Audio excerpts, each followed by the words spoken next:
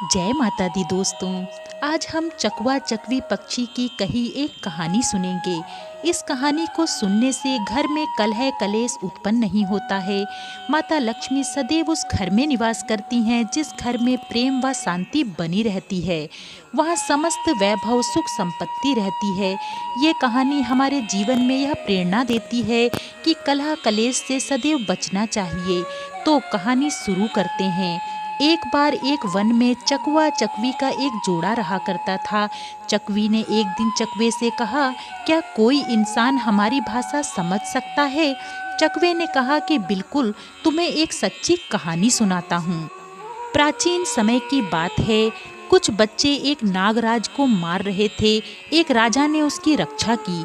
राजा पर प्रसन्न हो नागराज ने उस राजा को जानवरों की भाषा समझने और बोलने का वरदान दिया, किंतु उसे यह चेतावनी भी दी कि यदि वह उस बात की चर्चा कभी भी किसी से करेगा तो उसी क्षण उसके प्राण चले जाएंगे। एक दिन राजकीय कामकाज के बाद राजा जब अपनी प्रिय रानी के साथ एक बाग में बैठा कुछ खा पी रहा था, तभी मिष्ठान का एक बहुत छोटा सा टुकड़ा नीचे गिर गया। थोड़ी देर में वहां एक चींटी पहुंची और उस टुकड़े को देख खुशी से चिल्ला उठी, अरे वाह, इतना बड़ा मिष्ठान जो पूरी एक बैलगाड़ी में भी नहीं समा सकता। फिर वह उस टुकड़े को उठाकर ले जाने की चेष्टा करने लगी।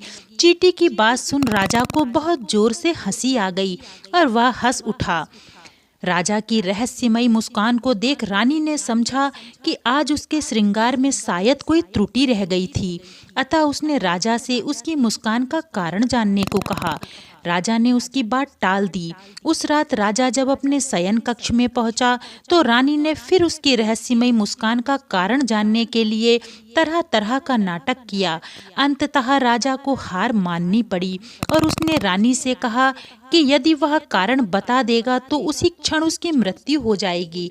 इस बात को सुनकर भी रानी अपनी जिद पर अड़ी रही। तब राजा ने उससे कहा कि दूसरे दिन उसे उसी उद्यान में वह सारी बात बता देगा। दूसरे दिन जब राजा अपने अनुचरों के साथ उसी उद्यान में जा रहा था तो उसे मार्ग में एक गधा और एक बकरी बातचीत करते दिखे।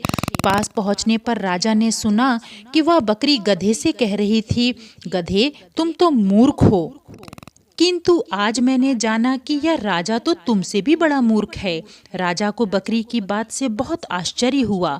वह बकरी से पूछ बैठा कि आखिर वह उसे इतना बड़ा मूर्ख क्यों समझ रही है।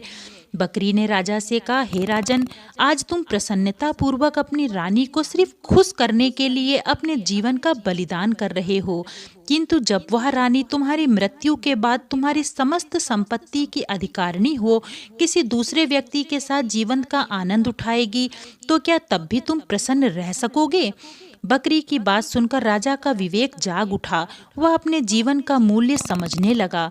जब राजा बाग में पहुंचा तो उसने रानी से कहा, रानी, मैं तुम्हें अपनी मुस्कान का कारण बताने के लिए तैयार हूँ, किंतु आज मेरी भी तुम्हें एक शर्त माननी पड़ेगी।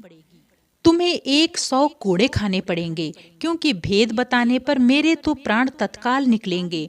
रानी ने समझा राजा तो उसे बेहद प्यार करता था, उस पर झूठ मूठ में कोड़े बरसाए जाने का डर दिखा रहा है, अतः वह कोड़े खाने को तैयार हो गई। तब राजा ने अपने एक सिपाही से पूरी शक्ति के साथ रानी पर कोड़े बरसाने को कहा।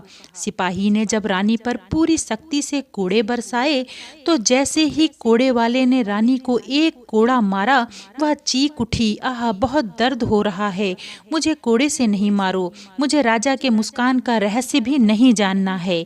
तब राजा ने कोड़े वाले से कहा कि वह उसे जोर से रानी पर कोड़े बरसाए, क्योंकि उसे अपने पति की मौत स्वीकार हो गई थी, किंतु एक कोड़े की चोट भी सहन नहीं कर पा रही है। कोड़े वाले ने जब फिर से रानी पर कोड़ा बरसाने को हुआ, तभी राजा के मंत्री ने राजा से आग्रह किया कि वह रानी को क्षमा कर दे।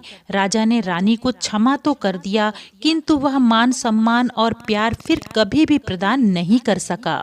किसी भी कार्य को करते समय हमें केवल दिल की नहीं बल्कि दिमाग की भी जरूर सुननी चाहिए।